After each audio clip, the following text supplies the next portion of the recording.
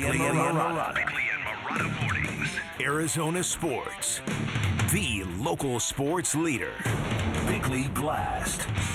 In the NBA, we have become mesmerized by huge marquee names and superstars switching teams. And if that's what you were expecting, you might have been disappointed by Thursday's trade deadline, but not me. I believe the Suns' additions and their subtractions, namely adding Royce O'Neal to the rotation and shipping out 4 disappointing bench players, was exhilarating. I mean, who wipes out most of their bench in February? Well, Matt Ishbia does, and what he did clearly invigorated the fan base, maybe even the basketball team, and I think that's happening for a few different reasons. Number one, no one in their right mind is questioning the Kevin Durant trade anymore, not with KD playing at a superstar level, which has brought a lot of, redemption, if you will, to Matt Ishbia. Number two, most basketball fans know this team needed something different, that something was missing with this group. And number three, because the Suns are now $50.6 million over the salary cap, which brings a whopping $20 million luxury tax bill. Now, there is no greater proof of an owner's commitment to winning than that. Spending until it hurts, spending at levels that no one expects of you, spending everything you're allowed to spend to secure the Larry O'Brien trophy. So, it's a 30-game sprint to the title now, folks, with a tweaked team, a maxed out budget, and an owner who pays more than just lip service to the pursuit of a championship.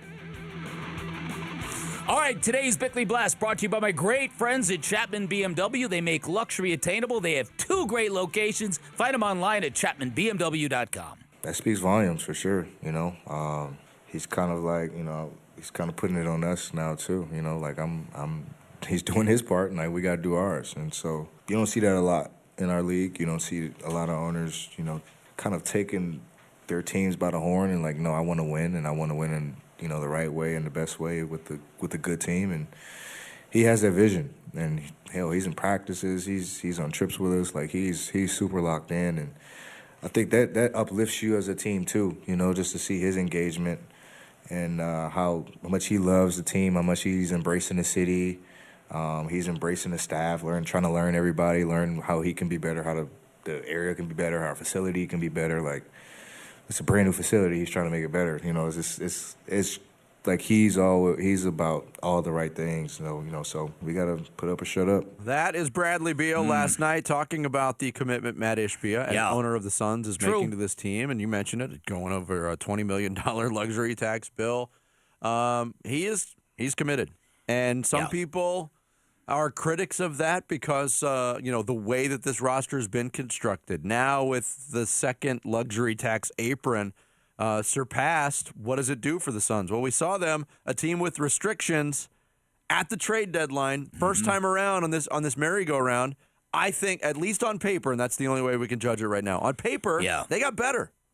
Which that's no small feat in itself with the restrictions that were on this team. And again, this is not in any way, shape, or form a homer review of the Phoenix Suns, because as I said earlier, in the aggregation of most NBA types who write winners and losers of the NBA trade deadline list, you won't find the Suns in either category. What they acquired doesn't reach that level if you're a national media dude that you'd go, oh, the Suns killed it. But locally, after watching this team play basketball for 51 games going into last night, clearly there are some issues with this basketball team. Now, the point guard issue may or may not be a problem that bites them in the backside once the postseason gets here, but they certainly improved their perimeter defense by adding Royce O'Neal, who's a hardcore, never take a play off, never take a night off kind of guy. And I think that kind of guy, when you hear Frank Vogel complain about the team's disposition or their edge, I think this kind of guy helps that. And helping the perimeter defense is something this basketball team needs. I think we've seen that.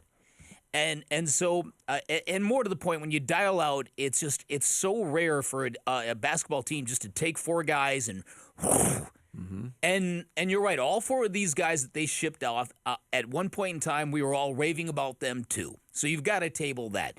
But I just like the fact that most owners, I honestly believe, they would looking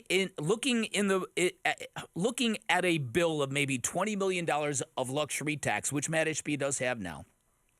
Most owners, regardless of their wealth, would go, let's just play this out. We've got all these guys we brought in. Let's just see what this looks like. That's what they would do. They wouldn't be as proactive. And so it's just the action, even more so than the names that are in and out, that have me kind of stoked here. I mean, for people who don't know, this is a basketball franchise that once gave up a second-round draft pick to get rid of T.J. Warren and acquire cash.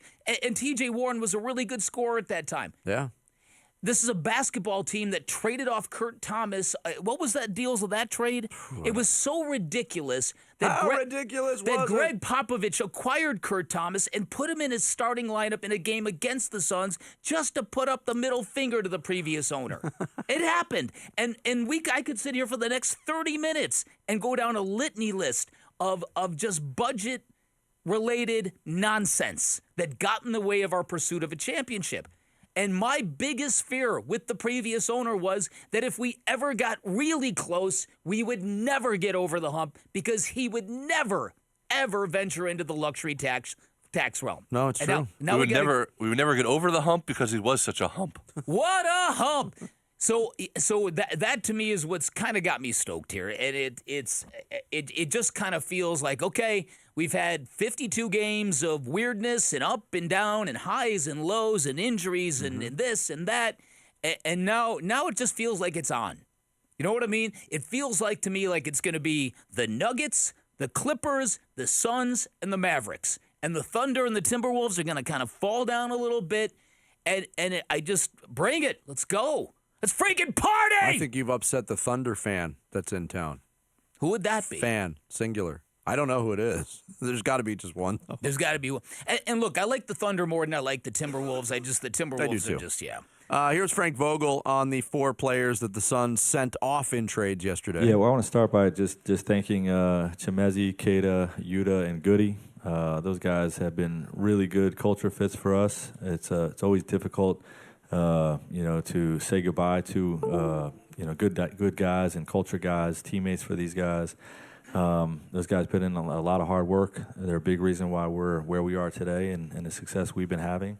And we definitely wish them well. Yeah, that being said, like you pointed out in the Blast, 4 guys who had opportunities to, nail down rotation spots with this team and were unable to do so. So to add a player that you know is going to be a rotation guy from day one in Royce O'Neal, for 4 guys that weren't, that is a win. It was also weird for the Suns to go through a trade deadline. And after the trade deadline, Torrey Craig's not part of the team. Oh, right. How about that?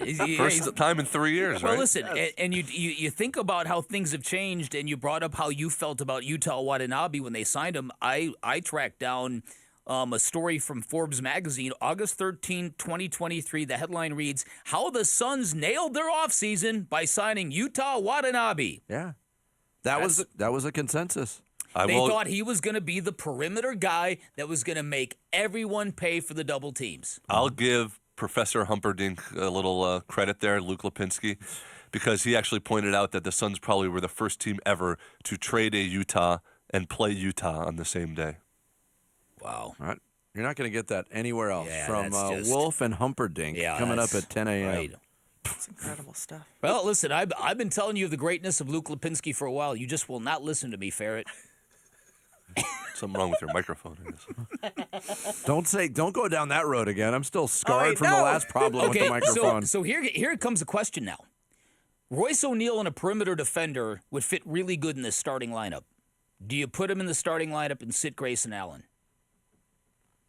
Or do you leave things be? I think I thought you were going to go the full Charles Barkley route. Do you put Bradley Beal on the bench? We might have to circle back around. We can do that. We can do that. Bickley pushing buttons. Thanks for watching Bickley and Marotta. Click to see the latest Bickley Blast and hit the button in the middle to subscribe to Arizona Sports.